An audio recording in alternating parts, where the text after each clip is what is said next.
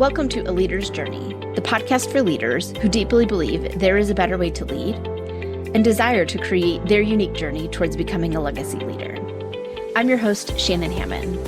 Over the last 20 years as a corporate leader and leadership performance coach, I've learned that many leaders believe there is a predefined path they have to follow and struggle leaning into their unique gifts that will create lasting impact and fulfillment. They end up feeling stuck, unhappy, and unfulfilled in the day-to-day of their role, and are challenged with why, since they have experienced success in their career and in life. I'm here to help leaders think through their leadership journey, learn how to ask themselves better questions, and learn the formula to create their leadership journey by design. If you are ready to design your unique leadership journey, lead with confidence, and love the teams you lead, then you are in the right place. Let's do this.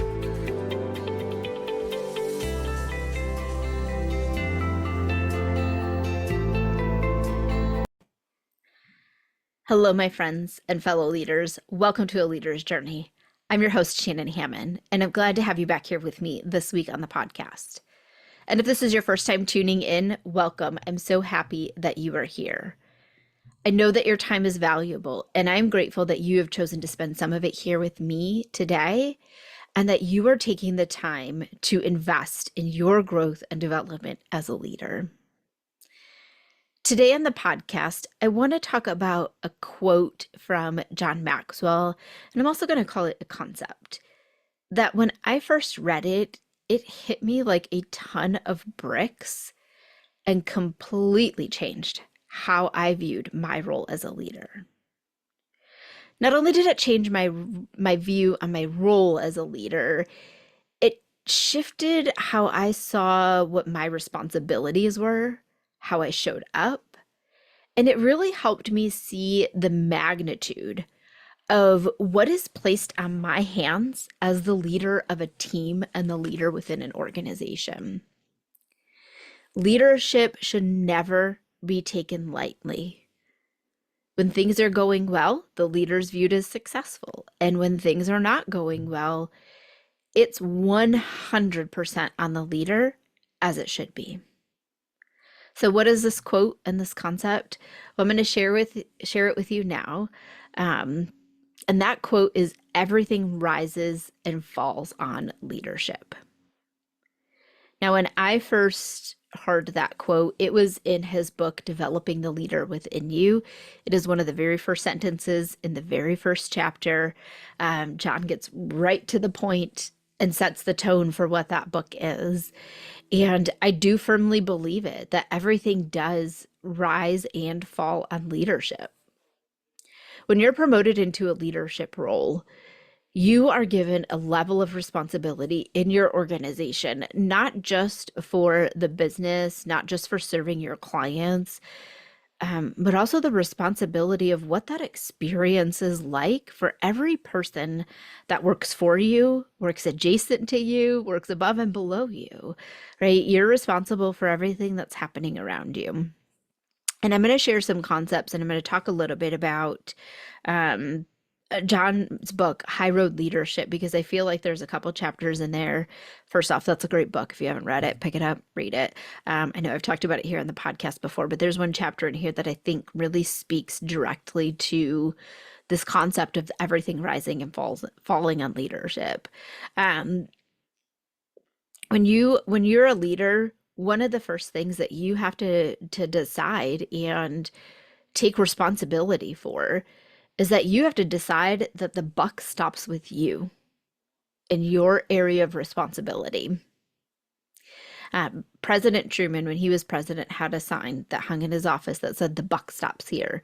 And John shares in his book, he has that motto on his desk, that the buck stops here, right? Everything begins and starts with you as the leader. And when you have a decision that is placed ahead of you, you have to make that decision. It stops with you. You don't get to pass that along to somebody else or abdicate that responsibility. You as a leader have to take responsibility for making that decision and the consequences, good or bad, of whatever that decision is that you made. Leaders, they set the tone. They set the pace. Leaders set the expectations, and leaders set the behaviors of their team and their organization. If, as a leader, you are not holding up your end of the deal in all of those things and you are not clear, you're going to send a very clear message to your team. How you show up as a leader is how your team is going to show up. If you show up cranky, your team's going to be cranky. If you complain all the time, your team is going to complain all the time. If you do not hold your team accountable for the decisions that they have to make and the behaviors that they have, they're never going to have the behaviors that you desire them to be, and your job is going to be much more difficult as a leader. Clear is kind, so I want to tell you right now, stop sugarcoating your messages. People that are working for you, the majority of them, except in very rare circumstances, they are adults, and you need to treat them as such, which means that you need to be very clear about expectations with them. You need to hold them accountable for their behaviors, and you need to have the difficult conversations. A couple things that John shares in his book, High Road Leadership, and one of them that really stood out for me is he shared a passage from Michael Hyatt about what accountability looks like. And I want to read that to you today because I think that this really sets the tone for the message of this podcast episode and really how everything does rise and fall in leadership. Here's what he says. Michael Hyatt says that accountability looks like, first and foremost, it means that you accept responsibility for the outcomes expected of you, both good and bad. You don't blame others, and you don't blame the external environment. There are always things you could have done or still can do to change the outcome. Until you take responsibility, you are a victim. And being a victim is the exact opposite of being a leader. Victims are passive. They are acted upon. Leaders are active. They take initiative to influence the outcome. So I want you to really think about that and how that's showing up maybe in your team, especially if you are having some challenges. Accountability, it's this active and intentional process. It's something that you have to do every single day and every single time that you see something that is out of alignment with what your expectations are. And I do like another passage from the book. They said to be considered accountable, you must demonstrate responsibility and ownership of your actions consistently, yet imperfectly. Accountability isn't a one-time occurrence, right? This is something that you have to be working at every single day as a leader. Not just accountability for you, but accountability for your team. There's also responsibility that comes in it. You as a team, you're responsible for everything that happens in your team. So if you look at a situation and maybe your team didn't show up to a conversation in the way that you would have liked them to, maybe they were negative, they were complaining, and they were just down on every single thing. Or maybe you set an expectation and you said, we need X done. And you start inspecting what you expect, which is what you should be doing as a leader, and you're not seeing those things being done. What are you doing about it? Are you letting it go? Or are you having a conversation? And are you consistently having that conversations? Your team needs to know that you are going to hold them accountable, and they need to know that they can depend on you to do that. If your teammates can't depend on you all the time, then they can't depend on you any of the time. And as a leader, you have to have that level of responsibility to know that you are going to show up consistently in those conversations, not just for you and your team members. Think about your peers. If you're one leader who is on a team with multiple leaders and they're having the conversations, they're holding their teams accountable. If you aren't, you're now letting your peers down and you're not doing your part to be the leader of that team. And then that creates animosity across the group because one group's going to say, well, if I work for so and so, I'm going to be able to sit back, kick my feet up, and not have much to do. Yet if I go and I work for this other leader over here, they're going to be constantly having conversations. I'm going to be held accountable to meeting high expectations, fill in the blanks for whatever it is that's in your environment. Accountability really is that glue that holds the teams together. It creates that consistent expectation and that consistent level of performance that the teams know that they are in it together and that they can be able to count on each other. Accountability is either bringing your team together or it's pulling them apart. You as the leader get to decide what that looks like. So again, if you're not seeing the behaviors or the results that you want out of your team, you need to look inward at you as the leader because you're now the problem. You might not be having a conversation that needs to have. You might not be showing up in a way that aligns with the expectations for your organization or for your team, or maybe not even in alignment with the expectations that your leader has on you. Most people, they're going to rise to the level of others' expectations for them. Most people, they are people pleasers, for lack of a better word. They want to know that they are doing what they're supposed to, that they're meeting your expectations, that you're happy with them, happy with their level of performance.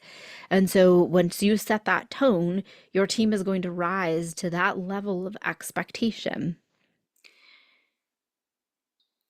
And as the leader, it's on you to make sure that if somebody is performing at a 3 and you're expecting them to be at a 5, you have to have that conversation about here's where you're at, here's what your performance looks like, this is below the expectation, and here's what needs to happen to get to a 5.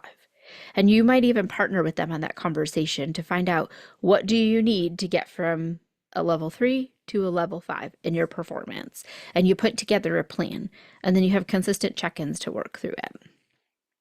People who don't have insights into their behaviors, they are very difficult to change because they don't know that what they're doing is wrong. And this is where you can get, for lack of a better way to describe it, a mutiny in your team. Because if now all of a sudden you as a leader start shifting and you're now coming in with a strong level of accountability that you never had before, you're going to put your team in a bit of a shock. And they're not going to understand where that's coming from because they've been able to get away with their behavior for X amount of weeks, months, years, whatever it happens to be. So you have to be consistent in how it is that you are showing up as a leader. Everything rises and falls on leadership. And as leaders, we have to recognize the power that we hold over the performance of our team. Anytime something goes wrong in my team, I look back at myself and I ask myself, what could I have done differently in this situation? What expectation did I not make clear? And I start there because as the leader of the team, I know that it is my responsibility when things are not going the way that they want to. Now, I want to leave you with another quote from John that I very much enjoy. He says, "You don't have to win every time. Just do the right things for the right reason." And that's exactly what everything rising and falling on leadership means. It means you're going to consistently do the right things for the right reason. And when you do, you will always win. And again, it may not be every time, but you're going to win more often than not because you can never go wrong when you are doing the right thing. Now, I hope that this episode was helpful for you, and I want to encourage you to pick up a couple of John's books, specifically Developing the Leader Within You and High Road Leadership, as I have found that those two books have been very impactful for me as a leader and how it is that I want to show up every single day. I appreciate you tuning in this week, and I would love for you to tune in with me each and every week as we will be discussing the strategies, the development action items, and the mindsets new leaders can leverage to confidently step into the right leadership roles for them. Until next time, my fellow leaders, lead with confidence, show up every day as a leader that you are striving to be, and make the decision today to level up your leadership. Thanks for listening to A Leader's Journey podcast. I hope you enjoyed this week's episode. If you're excited to learn more, be sure to subscribe to the podcast and tune in next week for another exciting leadership lesson. I'd love to help you level up your leadership, achieve the goals you desire, and design your unique leadership journey. So click the link in the show notes to schedule a free Level Up Your Leadership session. During this time, we will define where you are in several key areas of leadership, where you desire to be, and how you can level up your leadership. You don't need to do this alone, so let's chat today and get your journey started. Don't forget to connect with me on LinkedIn or in the A Leader's Journey community on Facebook, and share this episode with another leader so we can all learn and grow together. That's all for this episode, and I'll see you next week. Until then, lead with confidence, show up every day as the leader you are striving to be, and make the decision today to level up your leadership this year.